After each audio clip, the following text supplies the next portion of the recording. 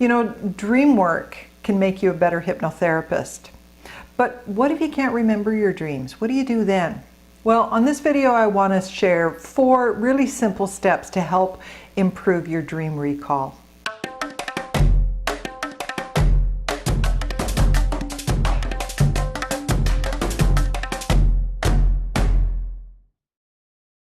First, everybody dreams.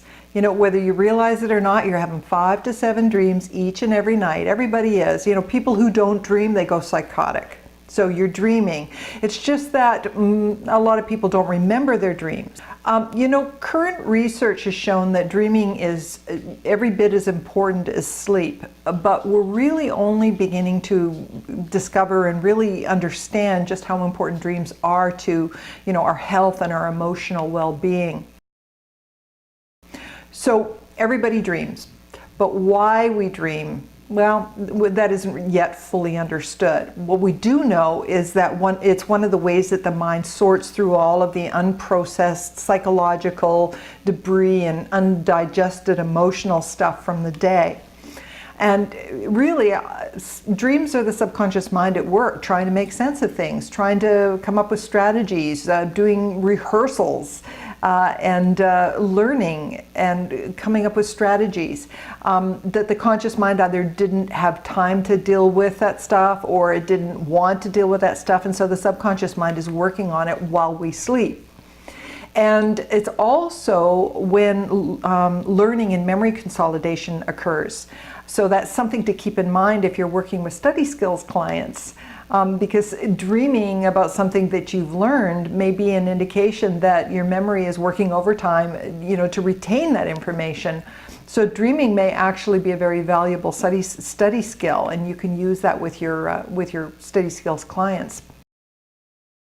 There was a recent research at Harvard done that they found that students who just took a nap and who dreamed about the task that they just learned actually outperformed students who either hadn't slept or students who did sleep but didn't dream about the task. So dreams clearly help us when it comes to learning and memory retention. Here's a tip for working with study skills clients. You'll find this useful. First of all, encourage them to sleep well and to have, you know, quality sleep, restful sleep, and rejuvenating sleep, and also encourage dreaming as well. You want to discourage late night cramming for exams. If the client isn't getting enough sleep, then the mind isn't getting a chance. It's not getting the time it needs to consolidate the learning into memory. Plus, when you're exhausted, you just can't think clearly. And when you're overtired, you're cranky and your anxieties can get the better of you. So boy, you can get a lot of bang for your buck just by improving a student's sleep quality and also encouraging their dreaming. Now, something you want to do is encourage on the night before the exam, encourage the client to do a light review so not cramming and not heavy duty reading, just do a light review. Go over the highlights, that's it, okay? The second thing is leave it. After you do the review, go and do something fun, okay? Occupy your mind with something fun. And third, get a good night's sleep so that you can wake up feeling bright-eyed and bushy-tailed. Okay, better yet, do some dream incubation for successful recall. You can do that with post-hypnotic suggestions, or you can teach your client how to do dream incubation. Because if you show the subconscious mind what it is that you want from it, you know that it will give it to you.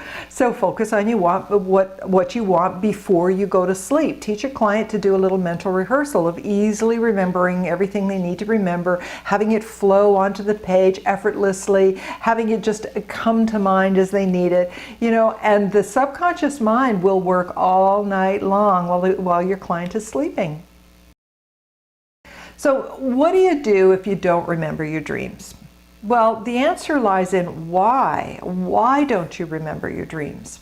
If everybody's dreaming and everybody's having at least 5 to 7 dreams each and every night, then why do some people have a very rich dream life while others are living in the desert with no dream recall whatsoever? And the answer seems to have to do with attention. No surprise, huh? What you pay attention to, you get more of. So if you pay attention to your dreams, you're going to get more dreams. Now, this is a principle that we rely on in hypnosis. It's also a principle of law of attraction. And that is that if you want to deepen the hypnosis, increase the focus of attention, right? And if you want to amplify a feeling, you increase the focus of attention on the feeling, right? So the same is true of dreams. If you want to improve your dream recall, then increase your focus of attention on dreams. Now, the reason that too many people have little to no dream recall is that, they don't pay attention to their dreams, and they're not giving attention to their dream lives because they don't give it value. They discount the value of their dream life, and that's a big mistake because our dreams are really our subconscious mind at work, and at the very least, memory consolidation is a valuable reason to pay attention to your dreams, but there's so much more that our dream life is doing for us, and you can learn more about that in the Dream Healing Practitioner program. But if you want to improve your dream recall, here are the 4 steps that you can follow, and this is very easy. Number 1, pause. Okay, number 1 is pause. The moment you awaken, instead of jumping out of bed and leaping into your activities, just wait a moment. Give the dream time to emerge. Give it time to kind of float up into conscious awareness. Pause for a moment. Ask yourself, where was I just? Give some space for the dream to emerge and come to mind. Imagine that you're standing on a beach and you can hear the waves lapping on the shore, and the waves come in and then they go out, and the waves come in and then they go out. And the ocean is like the subconscious mind, and the beach is like the conscious mind, and the waves coming in and out, lapping on the shore. That's kind of like the threshold between waking and sleeping consciousness. When we wake, there's this 15-second interval of what's called the hypnopompic state. Yes, that's hypnosis. That's also the threshold between the ocean of the subconscious mind and the beach of the conscious mind. And that's where you want to focus, right on that little interval there, and see what gets carried across into conscious awareness. I often teach the people that it's like when the waves come in and they carry little crabs onto the beach, and then as the wave goes back, the crabs are kind of scurrying back into the surf. The crabs are like the dreams. You want to catch them before they scurry back with the surf.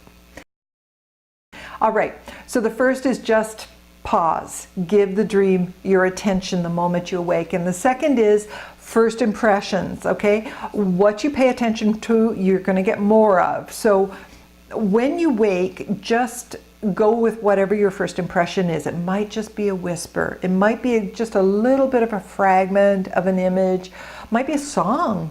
It might be a sound. It might be a thought or words. It could be a mood, an emotion, or sensations in the body. Just notice whatever comes to mind, okay? And don't dismiss it, because this is how the subconscious mind communicates. And you want to honor that first impression, whatever comes to mind, that first impression. If you pay attention to that and you respect that and honor that, more will be revealed to you. All right, number 3, and this is important, you want to report exactly as whatever has emerged. You want to report that or record that exactly as you got it.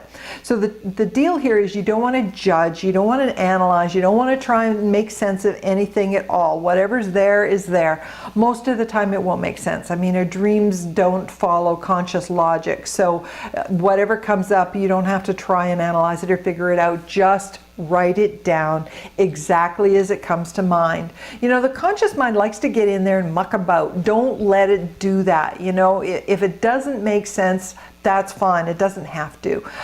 The key is just to record it in your dream journal exactly as you recall it, without any of that conscious interference. What you're doing is you're sending a very powerful message to your subconscious mind, and what you're telling it as you're recording your dream is you're saying, you know what you have to say matters to me. This is important enough for me that I'm going to make note of it. And the message the subconscious mind gets from that is, oh, send more. So you may have to practice this for a week or more just to kind of solidify that intention, that, you know, and make it clear to your subconscious mind that you're listening, that you're paying attention.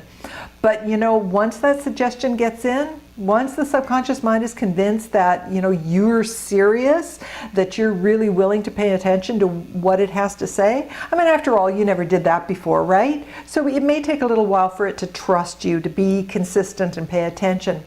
But once it's assured that you can be trusted to pay attention to what it has to say, the faucet will open and your dreams will start to flow, believe me. And you may find that you're recalling 1 or 2 or 3 dreams at a time. So you can start having a very rich and very productive and very rewarding dream life as a result. So step number 4 is associate. Once you've recorded whatever came up in the dream, whether it's a song, whether it's an image, whether it's a feeling, it doesn't matter what it is. We don't judge it. We don't analyze it. We don't even have to interpret it. We just write it down because we're honoring what the subconscious mind has to say, and we're recording it in the language that it has been given to us in. So once you've honored that and got it down and recorded that, even if it's just a fragment, then ask yourself this: what, if anything, does this remind me of? So the 4th step is associate. You don't want to think about it, just go with your first impression. What's it remind you of? You know, if something comes to mind, that's fine. Just write it down. If not, that's fine too. Just honor whatever comes. There's no right or wrong way to do this, but it's a nice question to ask yourself. The most important element is that you are bridging, you're building a bridge to your dream world. This is what these 4 steps do. You're building that bridge, building that connection to your subconscious mind, and you're doing that by focusing on your relationship with your subconscious mind. Now I want you to think about this. Those 4 steps, they're also the uncovering strategies we use in regression work. Number 1, pause. Wait for something to come to mind. You know, don't think about it. And when something comes up, don't dismiss it. Honor it, whatever comes up. Trust the subconscious mind to bring whatever you need to know to the surface. And whatever does come to awareness has been brought there for a reason. You may not understand what that reason is immediately, but give yourself time. Okay, now you know this, the subconscious mind uses a different language than the conscious mind, and it can be very subtle. You know, sometimes it can just be a whisper to begin with. So you really need to pause, you need to listen, you need to just give it a moment to surface, to come to the surface, because behind the whisper is often an unheard cry for help. Number 2, when we're doing a regression, first impressions. We want to go with that. We don't want the conscious mind to step in there and take over and start trying to figure things out, because that just brings thinking in, doesn't it? You don't want to let it do that. The subconscious mind uses a completely different language and a different logic than the conscious mind. They're on completely different time frames. So often things that don't make sense to the conscious mind will make sense later.